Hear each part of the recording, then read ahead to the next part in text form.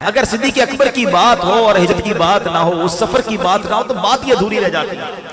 نبی پاک علیہ السلام کو جب ہجرت کا حکم دیا گیا نا، تو صدیق اکبر کے پاس نبی پاک تشریف لائے اور فرمایا ابو بکر مجھے ہجرت کی اجازت مل گئی ہے۔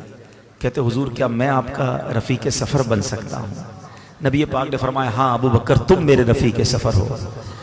اب آپ خوشی کے مارے رونے لگے۔ حضرت عائشہ صدیقہ فرماتی میں نے زندگی میں پہلی بار دیکھا کہ کوئی خوشی کے مارے بھی روتا ہے۔ اب یہ سفر شروع ہوا، مگر یہ خوف کا سفر تھا، بتانا نہیں تھا کسی کو۔ رات کو سفر کے لیے گئے، نبی پاک آج کے حساب سے جدہ کی طرف گئے، یعنی ایک ایسا راستہ اختیار کرنا تھا کہ جو دوسروں کو پتہ نہ ہو، نارمل راستہ نہیں تھا۔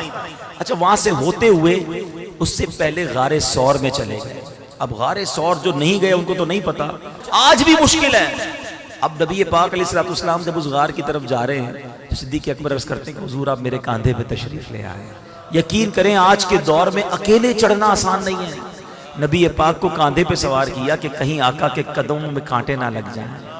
اچھا اس سے پہلے جب غار ثور کی طرف جا رہے تھے نا، صدیق اکبر نے ایک بڑا نرالا انداز اپنایا۔ پہلے آگے چلتے، تھوڑی دیر بعد دائیں چلتے، پھر لیفٹ پہ آ جاتے، پھر پیچھے چلتے۔ نبی پاک نے کہا ابو بکر یہ کیا کر رہے ہو؟ کہتے حضور جب مجھے خیال آتا ہے کہ دشمن آگے سے حملہ کر دے گا میں آگے آ جاتا ہوں، جب یہ خیال آتا ہے دشمن پیچھے سے حملہ کرے گا حضور میں پیچھے آ جاتا ہوں، جب دائیں طرف دشمن کا خیال آتا ہے حضور میں دائیں طرف آ جاتا ہوں۔ کہا کہ اے ابو بکر تمہارا خیال یہ ہے کہ دشمن جب مجھ پر حملہ کرے تو تمہیں تکلیف ہو مجھے نہ ہو؟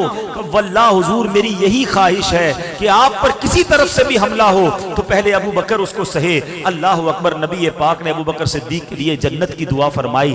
اب جب پہاڑ پر چڑھنے کا وقت آیا صدیق اکبر نے کاندھوں پہ اٹھایا، اوپر جاتے ہیں۔ غار کے اندر جانے سے پہلے، غار ویسے ہی بڑا خوفناک ہوتا ہے، نہ جانے کتنے جانور اندر پہلے سے موجود ہوں، کہ صدیق اکبر نے کیسے مزے لوٹے۔ وہ واقعی ایسا غار ہے کہ اگر دو بندے بیٹھ جائیں تو پیر سے پیر ٹکراتا ہے، سانس سے سانس ٹکرا رہی ہے۔ اتنی چھوٹی سی جگہ ہے، 3 دن اور 3 راتیں اللہ کے حبیب کے ساتھ ہیں۔ مگر سنو کیا کیا آپ نے، آپ اندر گئے، غار کو صاف کیا، محبوب کی آمد ہے، گویا تیاری کر رہے ہیں۔ دیکھا بہت سارے سوراخ ہیں، اپنی چادر کے ٹکڑے کیے، ہر سوراخ میں اپنی چادر کا ٹکڑا ڈالا، 1-2 سوراخ باقی رہ گئے، اپنا پیر رکھ دیا کہ حضور تشریف لائیں۔ طویل واقعہ ہے، نبی پاک تھک چکے تھے، آرام فرمائیے۔ آقا نے صدیق اکبر رضی اللہ عنہ کی گود میں آرام فرمایا، اور اب سانپ ہے جو بھی دیدار مصطفیٰ چاہتا ہے، بڑی کوشش کی کہ صدیق اکبر انگوٹھا ہٹا لے، آپ نے انگوٹھا نہ ہٹایا، اور اب حضرت صدیق اکبر کے انگوٹھے پر وہ سانپ کاٹتا ہے، زہر ہے۔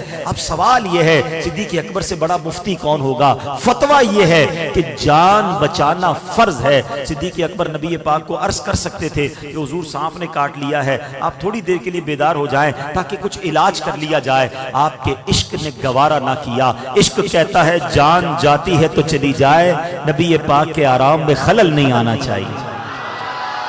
مگر تکلیف کے عالم میں آنکھوں سے آنسو بہتے ہیں، اور وہ آنسو نبی پاک کے رخسار پر گرتے ہیں۔ آقا آنکھیں کھولتے ہیں، ابو بکر کس بات پہ رلایا؟ کہ حضور سانپ نے کاٹ لیا ہے۔ اللہ اکبر۔ نبی پاک نے کیا کیا؟ اپنا مبارک لعاب دہن نکالا اور صدیق اکبر کے انگوٹھے پر لگا دیا۔ صدیق اکبر کا وہ زہر کا درد جاتا رہا، سبحان اللہ۔ جہاں صدیق اکبر نے جان قربان کی، مقام صحبہ پر مولا علی کی گود میں جب نبی پاک آرام کر رہے تھے، سورج ڈوب رہا ہے، مولا علی سے بڑا عالم کون ہوگا؟ ارے مولا علی کو معلوم تھا نماز پڑھنا فرض ہے، مگر عشق علی نے گوارا نہ کیا۔ نماز جاتی ہے تو جائے، محبوب کے آرام میں خلل نہیں پڑنا چاہیے۔ پیارے آقا کی آنکھ کھلی، چہرہ افسردہ ہے۔ اے علی کیوں افسردہ ہو؟ عرض کرتے حضور جب سے ایمان لایا ہوں علی کی کوئی نماز قضا نہیں ہوئی۔ حضور آج سورج ڈوب گیا ہے، عصر قضا ہو گئی ہے۔ اللہ کے حبیب نے ہاتھ اٹھائے، ہاتھ کیا اٹھنے تھے، سورج کو واپس پلٹا دیا۔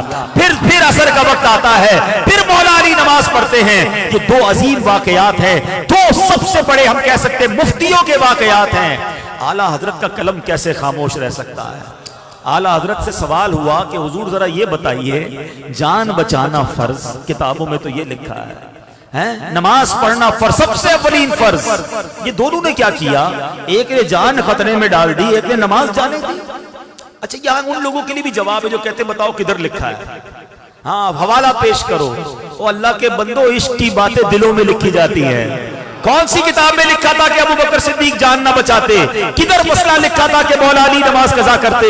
इन दोनों ने फैसला किया कि इश्क का काम यह है कि नबी पाक की इताअत जरूरी है। आला हजरत अपने 4 शेर में मसला ही हल कर देते हैं। आप फरमाते हैं मौला अली ने वारी तेरी नींद पर नमाज, और नमाज भी कौन सी? असर को सबसे खतर वाली अहम नमाज कहा गया।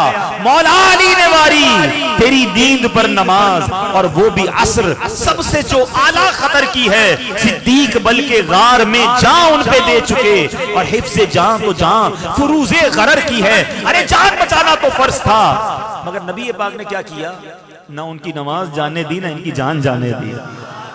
हाँ, तूने उन्हें जान, इन्हें फेर दी नमाज, पर वो तो कर चुके जो करनी बशर की है। उन दोनों ने अपने हिस्से का काम कर लिया। अब ये पूरा बयान करने के बाद आला हजरत ने निचोड़ निकाल कर दिया, जो अपना अकीदा मजबूत कर लो। आला हजरत कहते हैं साबित हुआ कि जुमला फराइज फुरू है। साबित हुआ कि जुमला फराइज फुरू है, असलुल उसूल बंदगी उस्ताजवर की है। अरे आका राजी है तो रब राजी होगा।